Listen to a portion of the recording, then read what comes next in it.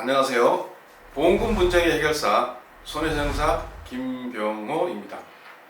오늘은 지적장애 또는 자폐성 장애에 동반되는 언어 장애와 관련한 보험금 분쟁에 대하여 알아보도록 하겠습니다.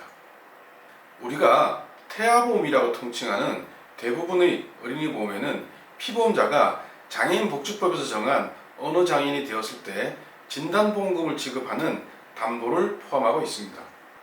이러한 담보의 지급 요건은 피보험자가 상해 또는 질병으로 인하여 3대 장애 또는 4대 장애 중 하나 이상의 장애가 발생하고 장애인이 된 경우에 1회에 하나여 지급한다고 규정하고 있습니다. 여기서 3대 장애는 시각장애, 청각장애, 언어장애를 말하고 이러한 3대 장애에 지체장애를 추가하여 4대 장애로 정하고 있습니다. 약관의 내용을 요약하면 장애인복지법에서 정한 언어장애인에 해당하게 되면 장애진단비 명목의 보험금을 지급받을 수 있다는 것입니다. 그런데 아쉽게도 장애인복지법 장애등급 판정 기준에는 지적장애, 자폐성장애, 정신장애와 그에 따른 증상의 일환으로 나타나는 언어장애는 중복장애로 합산하지 않는다는 규정을 두고 있습니다.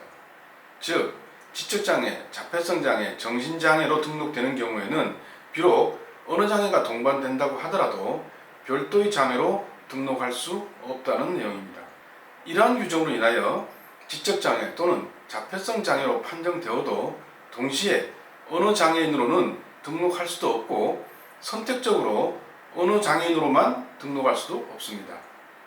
결국 3대 장애 또는 4대 장애 진단비를 지급받기 위해서는 장애인복지법에서 정하고 있는 언어장애인이 되어야 하는데 장애등급 판정 기준에서 지적장애 또는 자폐성 장애의 경우 언어장애인으로 등록할 수 없도록 정하고 있어서 약관에서 요구하는 조건을 맞추는 것이 사실상 불가능하다고 할 것입니다.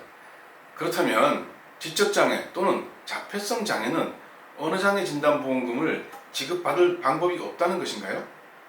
그렇지는 않습니다. 그동안 대부분의 보험사들은 언어장애인으로 등록되지 않았다는 이유로 보험금 지급을 거절하였지만 금융분쟁조정위원회가 보험사들의 부지급 주장이 부당하다고 결정하였고 이러한 결정으로 인하여 대부분의 보험사들은 약관에서 정하고 있는 다른 면책 사유에 해당하지 않으면 보험금을 지급하게 되었습니다. 그러자 현대해상은 2016년 1월경 구된구 TI 어린이 보험의 3대 장애 진단비의 지급 요건을 장애인으로 등록된 경우로 변경하였고 이러한 약관 변경으로 인하여 2016년 이후에 가입한 보험은 언어장애 진단비 청구가 어려운 경우도 있습니다. 언어장애 진단비와 관련한 쟁점을 정리하면 지적장애, 자폐성 장애에 동반되는 언어장애는 그 정도가 장애인복지법에서 정하고 있는 장애 수준에 해당하고 선천적 질환 등의 면책 사유가 없다면 당연히 지급받을 수 있습니다. 그럼에도 불구하고 보상 실무에서 보험금 지급이 거절되는 이유는 대부분 보상 실무자가 약관에서 정하고 있는 보험금 지급 기준에 대한 충분한 이해가 부족한 탓으로 보입니다.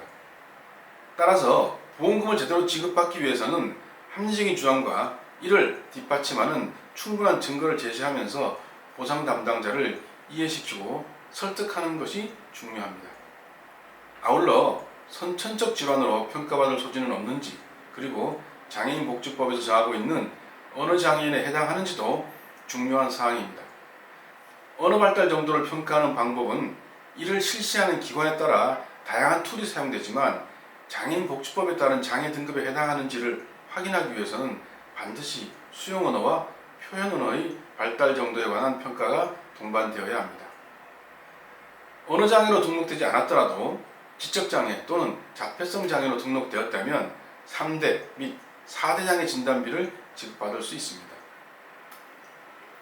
여러분도 언어장애 진단비와 관련한 다툼이 있다면 보험 전문가와 상담하시기 바랍니다. 라온손 회사장은 보험 소비자의 권익을 보호하기 위하여 최선을 다하고 있습니다. 전문성과 풍부한 경험은 보험 분쟁 해결의 기본입니다. 라온손 회사장은 폭넓은 의학적 지식을 바탕으로 정확한 법리 판단과 다양한 사례 분석을 통하여 가장 합리적인 해결책을 제시하여 드립니다. 감사합니다. 다음 시간에 더욱 유익한 보험 정보로 찾아뵙겠습니다.